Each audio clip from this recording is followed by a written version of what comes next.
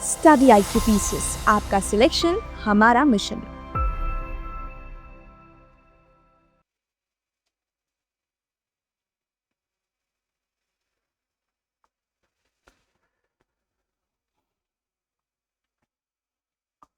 बहुत बहुत नमस्कार आप सभी को, स्वागत है आप सभी का सवेरे की इस पॉलिटी के शो में। आई होप आप सभी स्वस्थ होंगे। चलिए, आज हम लोग चर्चा करेंगे पॉलिटी के कुछ महत्वपूर्ण सवालों पर, व्याख्या सहित चर्चा करेंगे, जिसका उद्देश्य यही है आपके भीतर राज्य व्यवस्था की एक बेहतर समझ स्थापित करना और थ्योरी क्लासेस के दौरान जो बातें आपने पढ़ी हैं लेकिन रिवीजन के अभाव में भूल गई हैं, उन्हें एक बार फिर से रिवाइज कराना। तो आइए शुरू करते हैं। देखिए, पहला सवाल आपकी स्क्रीन पर है जो कि एडवोकेट जनरल से रिलेटेड है, महाधिवक्ता से संबंधित है। लिखा हुआ है, महाधिवक्ता अनुच्छेद 165 में वर्णित है, यानी आर्टिकल 165 में वर्णित है। पहला स्टेटमेंट। दूसरा स्टेटमेंट है वो राज्य सरकार के प्रमुख विधिक सलाहकार होते हैं, chief legal advisor of the state government होते हैं। और तीसरा लिखा हुआ है कि उनका कार्यकाल संविधान में निश्चित है, यानी उनका कार्यकाल संविधान में क्या है, फिक्स है, निश्चित है। आपको बताना है कि इसमें कौन सा राइट स्टेटमेंट है, यानी कौन सा सही स्टेटमेंट है, आपको बताना है। ध्यान से समझिएगा, यहाँ पर बात महाधिवक्ता की हो रही है, तो एक बात समझिए कि महाधिवक्ता राज्य सरकार का विधिक सलाहकार होता है, यानी महाधिवक्ता स्टेट गवर्नमेंट का लीगल एडवाइजर है। Under article 165 of the constitution यह एक संवैधानिक निकाय है, यानी कॉन्स्टिट्यूशनल बॉडी है। अनुच्छेद 165 के तहत यह प्रोविजन है, यह प्रावधान है कि ऐसा व्यक्ति जो हाईकोर्ट का जज बनने के योग्य है उसे महाधिवक्ता के तौर पर गवर्नर के द्वारा नियुक्त किया जाता है, यानी बाई गवर्नर यह अपॉइंट होता है। महाधिवक्ता ऐसा व्यक्ति होता है जो हाईकोर्ट का जज हो, नहीं हाईकोर्ट का जज बनने योग्य हो। ध्यान रखने योग्य बात यह भी है कि महाधिवक्ता राज्यपाल के प्रसाद पर्यंत पद धारण करता है, यानी advocate general hold his post on the pleasure of governor. That means कि महाधिवक्ता का कोई फिक्स टेन्योर नहीं होगा, यानी कोई निश्चित कार्यकाल नहीं होगा। जब चाहे उसे राज्यपाल के द्वारा अपॉइंट कर दिया जाए और जब चाहे उसे राज्यपाल के द्वारा हटा दिया जाए, उसका कोई निश्चित कार्यकाल नहीं होता है। 5 साल, 6 साल, 7 साल, ऐसा कोई निश्चित कार्यकाल नहीं होता है। वो सरकार के ऊपर निर्भर करता है कि उसे कितने वर्ष के लिए अपॉइंट किया जा रहा है। महाधिवक्ता ऐसा व्यक्ति होता है जो राज्य सरकार का पक्ष, यानी एडवोकेट जनरल राज्य सरकार का पक्ष किसी भी न्यायालय में रख सकता है, यानी वो कोर्ट में, न्यायालयों में स्टेट गवर्नमेंट को रिप्रेजेंट करता है, राज्य सरकार को वो प्रतिनिधित्व देता है न्यायालयों में। साथ ही साथ मेरे भाइयों, महाधिवक्ता ऐसे कार्यों को करेगा जो उसे बाई गवर्नर यानी राज्यपाल के द्वारा दिए जाएं, या बाई लॉ कानून के द्वारा दिए जाएं, या बाई कॉन्स्टिट्यूशन संविधान के द्वारा दिए जाएं, ऐसे कार्यों को करता है। विशेष बात यह भी है कि एडवोकेट जनरल को विधानमंडल के विशेषाधिकार यानी लेजिस्लेचर के प्रिविलेज मिलते हैं, यानी जो विधायक को प्रिविलेज मिलता है वो विशेषाधिकार महाधिवक्ता को भी मिलते हैं। साथ ही साथ वो विधानमंडल की कार्यवाही में, यानी विधानसभा, विधान परिषद, असेंबली और काउंसिल में वो पार्टिसिपेट कर सकता है, बोल सकता है, लेकिन उसे वोट देने का अधिकार नहीं होगा। एक सवाल यह भी उठता है कि क्या एडवोकेट जनरल निजी वकालत कर सकता है? तो मेरे भाइयों, जी हाँ, कुछ सीमाओं के साथ, with some limitations, advocate general को निजी वकालत का भी अधिकार है। ऐसा इसलिए है because advocate general full role employ नहीं है, यानी महाधिवक्ता कोई पूर्णकालिक कर्मचारी नहीं है। अब पूर्णकालिक कर्मचारी नहीं है, ऐसे में पूर्णतः सरकारी कर्मचारी की श्रेणी में वह नहीं आता, इसलिए वह निजी वकालत कर सकता है। और यही कारण है कि महाधिवक्ता की कोई फिक्स सैलरी नहीं होती है, बल्कि उसे राज्यपाल द्वारा निर्धारित पारिश्रमिक यानी रिमरेशन मिलता है। ठीक है, तो चलिए, पहला स्टेटमेंट आपका लिखा है 165 में। जी हाँ, बिल्कुल सही लिखा हुआ है, क्योंकि महाधिवक्ता एक कॉन्स्टिट्यूशनल बॉडी है, एक संवैधानिक निकाय है। अंडर आर्टिकल 165 सही होगा। दूसरा, राज्य सरकार के मुख्य विधिक सलाहकार होते हैं, ये भी सही होगा। तीसरा, उनका कार्यकाल संविधान में निश्चित है, ये स्टेटमेंट गलत हो जाएगा क्योंकि वह राज्यपाल के प्रसाद पर्यंत पद धारण करता है। तो इसमें फर्स्ट एंड सेकंड स्टेटमेंट आपका क्या हो जाएगा, सही हो जाएगा। ठीक है, चलिए देखिए, अगला सवाल आपका फाइनेंस कमीशन से रिलेटेड है। कहा जा रहा है कि वित्त आयोग का गठन अनुच्छेद 280 के तहत होता है, यानी आर्टिकल 280 के तहत फाइनेंस कमीशन एस्टेब्लिश होता है। दूसरा, वित्त आयोग हर 5 वर्ष में गठित होता है, हर 5 वर्ष में गठित होता है वित्त आयोग। वित्त आयोग की सिफारिशें सरकार पर बाध्यकारी होती हैं। वित्त आयोग की जो सिफारिशें हैं सरकार पर क्या होती है, बाउंड होती हैं, यानी इसकी सिफारिशें सरकार पर बाध्यकारी होती हैं। एक बात समझिएगा, वित्त आयोग से संबंधित मैं बातें आपको बताऊं तो फाइनेंस कमीशन हमारे भारत देश में एक ऐसी कॉन्स्टिट्यूशनल बॉडी है, यानी वित्त आयोग भारत देश में एक ऐसा संवैधानिक निकाय है जिसे हम अस्थायी संवैधानिक निकाय कहते हैं। अस्थायी संवैधानिक निकाय का क्या अर्थ है, इसको जरा ध्यान से समझिएगा। देखिए, संवैधानिक निकाय यानी यदि आप कॉन्स्टिट्यूशनल बॉडी की बात करें तो संवैधानिक निकाय 2 प्रकार के होते हैं। एक ऐसे संवैधानिक निकाय जिसका उल्लेख संविधान में किया गया है परमानेंटली जिसे संविधान के द्वारा एस्टेब्लिश किया गया है उसे हम परमानेंट कॉन्स्टिट्यूशनल बॉडी कहते हैं। ठीक है, जैसे सीएजी। अब सीएजी क्या है? सीएजी परमानेंट कॉन्स्टिट्यूशनल बॉडी है, यानी ये अस्थायी संवैधानिक निकाय है, क्योंकि संविधान के द्वारा इसे परमानेंटली क्या कर दिया गया है? एस्टेब्लिश कर दिया गया है, इसलिए ये परमानेंट कॉन्स्टिट्यूशनल बॉडी है। ठीक है, अंडर आर्टिकल 148 इसका उल्लेख किया गया है। ठीक, वहीं पर अगर आप बात करेंगे आईएससी, इंटर स्टेट काउंसिल, अंतर्राज्यीय परिषद या फाइनेंस कमीशन, वित्त आयोग की बात करेंगे तो इसे समय समय पर राष्ट्रपति के द्वारा गठित किया जाता है।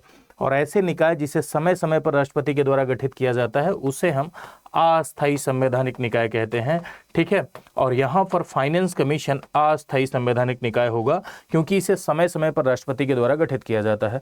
तो अंडर आर्टिकल 280 ये कॉन्स्टिट्यूशनल बॉडी तो है, लेकिन वित्त आयोग हर 5 वर्ष में गठित होता है। यहाँ एक बात समझिएगा जरा सा, इसमें हर 5 वर्ष में वित्त आयोग गठित होगा ये अनिवार्य नहीं है। फिर से एक बार सुनिएगा, जरूरी नहीं है कि वित्त आयोग का गठन सामान्यतः, यहाँ पर थोड़ा सा मिसप्रिंट है कि अगर मैं यहाँ पर ये लिख देता कि सामान्यतः वित्त आयोग का गठन 5 वर्ष में किया जाता है, यहाँ सामान्यतः लगा के ही आप देखिएगा, तब ये स्टेटमेंट आपका क्या हो जाएगा? सही हो जाएगा। लेकिन अगर ऐसा कह दिया जाए कि 5 वर्ष में गठन अनिवार्य है, ठीक है, 5 वर्ष में गठन क्या है? गठन अनिवार्य है, यानी 5 वर्ष में गठन कंपलसरी है।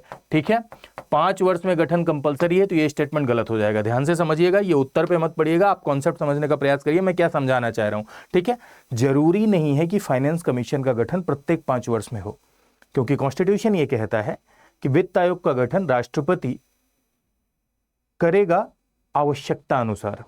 आवश्यकता अनुसार यानी 5 वर्ष के लिए भी हो सकता है, 6 वर्ष के लिए भी हो सकता है, 4 वर्ष के लिए भी हो सकता है, लेकिन जनरली ये देखा जाता है कि 5 वर्ष के लिए उसका गठन होता है। तो अगर इस तरह सामान्यतः 5 वर्ष के लिए वित्त आयोग का गठन किया जाता है तो वो स्टेटमेंट सही होगा, लेकिन 5 वर्ष के लिए गठन होना अनिवार्य है, वो स्टेटमेंट क्या हो जाएगा? गलत हो जाएगा।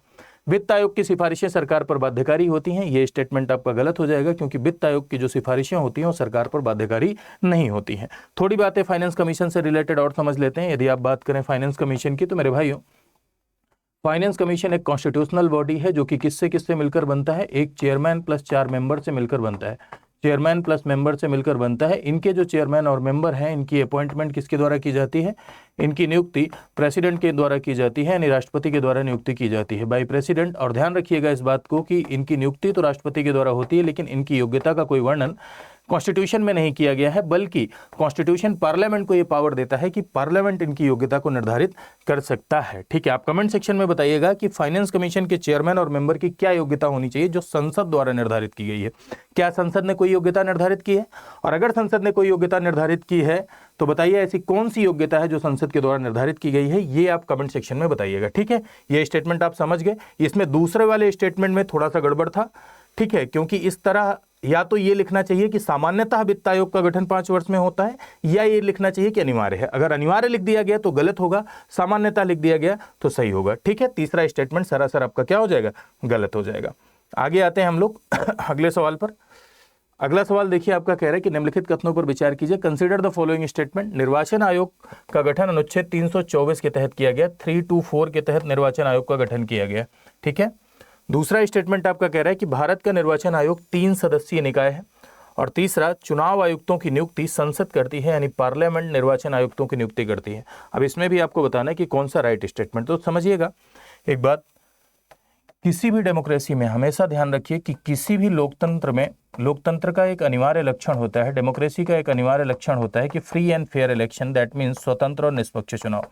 बिना स्वतंत्र एवं निष्पक्ष चुनाव के हम डेमोक्रेसी को इमेजिन नहीं कर सकते, यानी हम लोकतंत्र की कल्पना नहीं कर सकते, क्योंकि जाहिर सी बात है कि लोकतंत्र का मतलब है कि एक ऐसा तंत्र जो जनता के द्वारा चुना गया है, यानी एक ऐसा सिस्टम जिसका निर्माण जनता के द्वारा किया गया है, उसे हम डेमोक्रेसी के रूप में देखते हैं। तो जनता की सहमति के शासन को हम लोकतंत्र कहते हैं, और जनता जो अपनी सहमति देती है उस सहमति के तरीके को हम निर्वाचन के नाम से जानते हैं, यानी चुनाव के नाम से जानते हैं। तो जाहिर सी बात है कि निर्वाचन कैसा होना चाहिए? निर्वाचन स्वतंत्र और निष्पक्ष होना चाहिए। अगर 500 रुपये एक साड़ी देके, ठीक है, और एक दारू वाली बोतल देके चुनाव को अपने पक्ष में कर लिया जा रहा है, तो क्या वो निष्पक्ष चुनाव है? नहीं ना। धन बल में आके, बाहुबल में आके अगर कोई व्यक्ति चुनाव में वोट दे रहा है तो क्या वो निष्पक्ष चुनाव है? लालच में, लोभ में, डर के मारे अगर कोई वोट दे रहा है तो क्या वो निष्पक्ष चुनाव है? आजकल तो एक नया चलता है प्रभाववाद। ठीक है, जातिवाद, क्षेत्रवाद, भाषावाद, ये सब तो चैलेंजेस थे ही, इलेक्शन को लेकर। आजकल चलता है प्रभाववाद, फलाने का माहौल चल रहा है, उनका माहौल चल रहा है, उनको वोट दे आओ, ठीक है, तो प्रभाववाद भी चलता है। खैर, ये सारी चैलेंजेस हैं, चुनौतियां हैं। ऐसा नहीं है कि निर्वाचन पूरी तरीके से निष्पक्ष है, चैलेंजेस नहीं है, आज भी चुनौतियां हैं। जब कभी हम लोग में इस पर डिस्कस करने लगे तो उस पर बात करेंगे। खैर, तो निर्वाचन स्वतंत्र और निष्पक्ष होना चाहिए, और स्वतंत्र और निष्पक्ष चुनाव कराने के लिए किसी एक ऐसी संस्था का निर्माण होना चाहिए जो स्वतंत्रता पूर्वक कार्य कर सके, जिसके ऊपर किसी का कोई दबाव न हो। इसीलिए by constitution election commission of India को बनाया गया, और संविधान के द्वारा इसे सुरक्षा दी गई, संविधान के द्वारा इसे स्वतंत्रता दी गई, यानी संविधान के द्वारा इसे सिक्योरिटी एंड इंडिपेंडेंस दिया गया, जिससे ये फ्री एंड फेयर इलेक्शन करा सके, इसके ऊपर किसी का कोई दबाव न हो और ये पक्षपाती न हो। इलेक्शन कमीशन इस समय अगर देखें तो election commission multi member body है, 3 सदस्यीय निकाय है। एक इसमें होते हैं चेयरमैन, जो कि आपके CEC कहलाते हैं, चीफ इलेक्शन कमिश्नर, प्लस 2 होते हैं आपके अन्य आयुक्त। तो सवाल ये है कि इनको नियुक्त किसके द्वारा किया जाता है? तो मेरे भाई, इनको राष्ट्रपति के द्वारा नियुक्त किया जाता है, प्रेसिडेंट के द्वारा नियुक्त किया जाता है। अब इसके पीछे की एक लंबी कहानी है। इन्हें राष्ट्रपति के द्वारा नियुक्त किया जाता है 1950 से लेकर आप देखेंगे 2023 तक। ये जो इलेक्शन कमिश्नर की नियुक्ति है 1950 से लेकर 2023 तक यही रहा कि राष्ट्रपति नियुक्त करता था इलेक्शन कमिश्नर्स को। पहले जब सिंगल मेंबर बॉडी थी, पहले ये एकल सदस्यीय निकाय था, एक ही सदस्य हुआ करते थे, तब भी नियुक्ति राष्ट्रपति करता था, और उसके बाद जब मल्टी मेंबर बॉडी हो गई तब भी नियुक्ति राष्ट्रपति ही करता था। लेकिन समस्या ये थी कि बीच बीच में इस बात के आरोप लगते रहे हैं कि राष्ट्रपति जब नियुक्त करेगा तो सरकार की सलाह पर करता है और सरकार अपना आदमी इलेक्शन कमीशन में भेजता है। इस बात के आरोप लगते रहे हैं लगातार। तो एक याचिका में 2023 में निर्णय देते हुए ऑनरेबल सुप्रीम कोर्ट ने यह कहा, अनूप कुमार बरनवाल केस था, इसमें सुप्रीम कोर्ट ने यह कहा कि भाई देखिए कि इलेक्शन कमिश्नर की जो नियुक्ति है वो ट्रांसपेरेंट होनी चाहिए।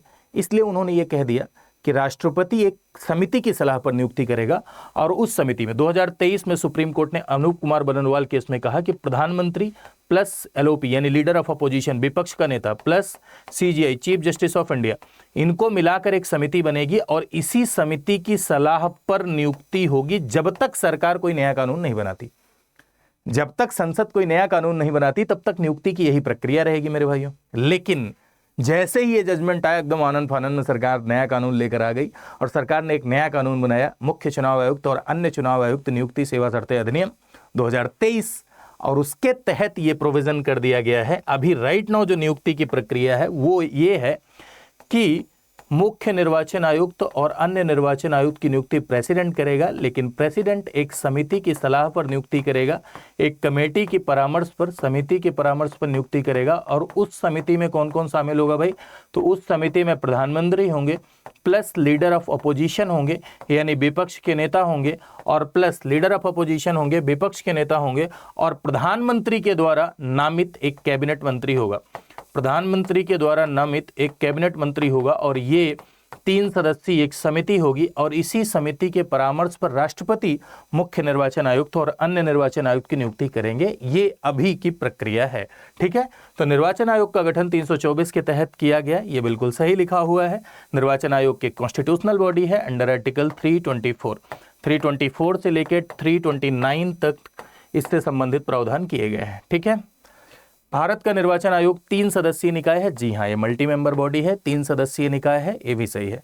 चुनाव आयुक्तों की नियुक्ति संसद करती है, ये स्टेटमेंट गलत हो जाएगा। चुनाव आयुक्तों की नियुक्ति संसद नहीं करती है, बल्कि कौन करता है? बल्कि प्रेसिडेंट करता है। फर्स्ट एंड सेकंड दोनों आपका क्या है? सही है। ध्यान दीजिएगा कि अगर आप स्टडी IQ का कोई भी कोर्स परचेज करना चाहते हैं, किसी भी प्रकार का कोई भी कोर्स परचेज करना चाहते हैं, तो आप ये कोड अप्लाई कर सकते हैं VL Live, ठीक है। इसके लिए आपको जाना होगा स्टडी IQ की वेबसाइट पर। VL Live कोड अगर आप अप्लाई करेंगे तो आपको मैक्सिमम डिस्काउंट मिल जाएगा। साथ ही साथ क्लास PDF के लिए, किसी डाउट्स के लिए आप इस टेलीग्राम चैनल को पे विजिट कर सकते हैं। ये मेरा टेलीग्राम चैनल है यहाँ पर आपको क्लास PDF मिलती है। साथ ही साथ आप इंस्टाग्राम पे आप यहाँ मुझे फॉलो भी कर सकते हैं, ठीक है। और ध्यान रखिएगा कि इसी तरह से एक प्रश्नों की श्रृंखला चलती है रोजाना शाम 7 बजे, मंडे टू सैटरडे शाम 7 बजे MCQ की एक श्रृंखला चल रही है UP PCS प्रीलिम्स के लिए। तो उस श्रृंखला में भी आप जुड़िए, उसमें भी ऐसे ही व्याख्या होती है। 1 घंटे लगातार लाइव श्रृंखला चलती है, तो उसमें जुड़ें और अपनी पॉलिटी को और भी बेहतर बनाएं, ठीक है। Thank you so much to all of you. आप जरूर बताइएगा कमेंट सेक्शन में कि ये सेशन आपको कैसा लगा। ठीक है, साथ ही साथ आप ये भी लिख सकते हैं कोई विशेष टॉपिक पर आप सेशन चाहते हैं तो वो भी आप लिख सकते हैं। Thank you so much. खूब खुश रहिए, खूब स्वस्थ रहिए, खूब मोटाइए। मोटाने का अर्थ यहाँ पर फूलना नहीं है, मोटाने का अर्थ यहाँ पर है बी हेल्दी, यानी कि स्वस्थ रहना। नमस्कार।